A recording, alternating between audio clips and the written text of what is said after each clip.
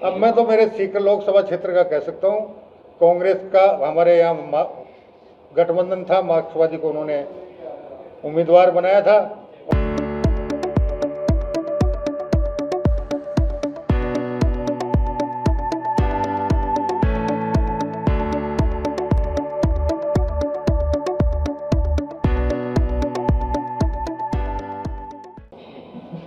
शादियों का माहौल,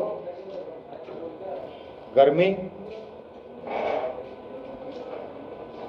यहाँ की भारतीय जनता पार्टी की प्रतिद्वंदी राजनीतिक दल के कार्यकर्ताओं में मायूसी और उनकी मायूसी देखकर भारतीय जनता पार्टी कार्यकर्ताओं की सुस्ती।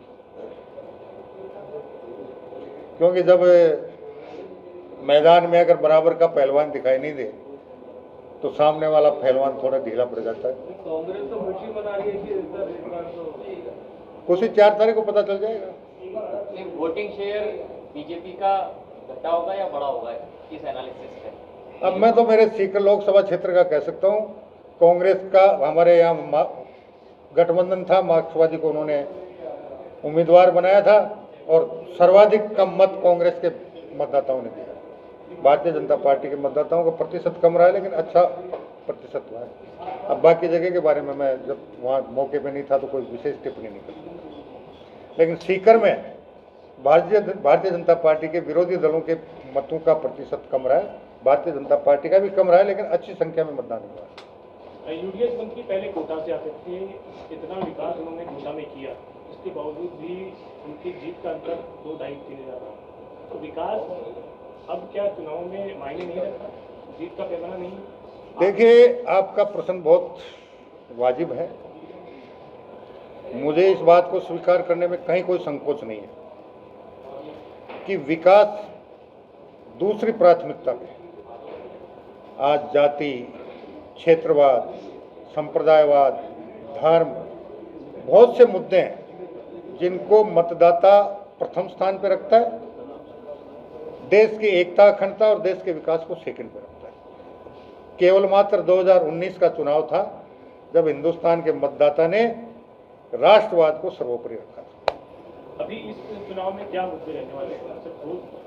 क्योंकि विकास तो अब आप कह रहे हैं कि भारतीय जनता पार्टी का एक और एकमात्र मुद्दा है कि हम रहें या ना रहें, ये देश रहना चाहिए।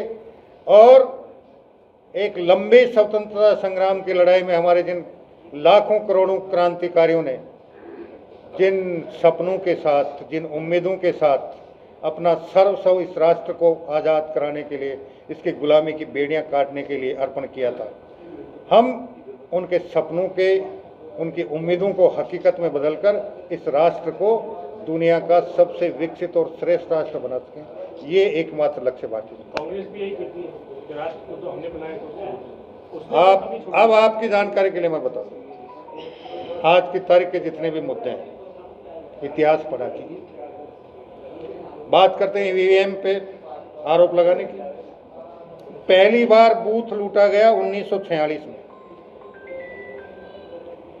जब ब्रिटिश गवर्नमेंट ने ये कहा कि हम बहुत जल्द भारत छोड़कर जाने वाले हैं और हम सत्ता उसे हस्तांतरित करेंगे जो अखिल भारतीय कांग्रेस कमेटी का राष्ट्रीय अध्यक्ष होगा। उस समय मौलाना अब्दुल कलाम आज़ाद कांग्रेस पार्टी के अध्यक्ष थे। कांग्रेस के नेताओं ने मंथन किया और मंथन में एक बात उभर कर आई, अगर राष्ट्रीय अध्यक्ष के चुनाव के लिए महाधिवेशन बुला लिया तो एक भी नेता की मनमानी नहीं चलेगी, जनता चुप जाएगी। उसका तोड़ निकाला गया। उस समय कांग्रेस के लिहाज से 15 प्रांत थे, 15 प्रांतों के कांग्रेस अध्यक्षों को बुलाया गया, उनसे मतदान करवाया गया और उस मतदान में 12 मत माननीय लौह पुरुष सरदार वल्लभ भाई पटेल के पक्ष में डाले गए। 2 मत आचार्य कृपलानी के पक्ष में थे, 1 मत अन्य के पक्ष में था और जिसे राष्ट्रीय अध्यक्ष बनाया गया उसके पक्ष में एक भी मत नहीं था। ये पहला लोकतंत्र का गला घोंटा गया था। और उसके बाद मैं आपकी जानकारी के लिए और बता दूं, आज़ादी के तुरंत बाद पाकिस्तानी सेना ने जब कबीलाई वेशभूषा में जम्मू कश्मीर पे हमला किया, जम्मू कश्मीर के महाराजा हरि सिंह प्रधानमंत्री से गुहार लगाते रहे कि हमें सैन्य सहायता दो, वरना पाकिस्तान हमको निगल जाएगा। 3 दिन तक जम्मू कश्मीर को सैन्य सहायता नहीं दी गई। चौथे दिन आज जिस प्रकार से यहाँ अधिवेशन हो रहा है, एक कार्यक्रम था, देश के प्रधानमंत्री भाषण दे रहे थे, सामने सरदार वल्लभ भाई पटेल बैठे थे, लॉर्ड माउंटबेटन बैठे थे, देश के सेनाध्यक्ष बैठे थे, और उस समय पाकिस्तान और हिंदुस्तान दोनों सेनाओं के कमांडर हुआ करते थे वो बैठे।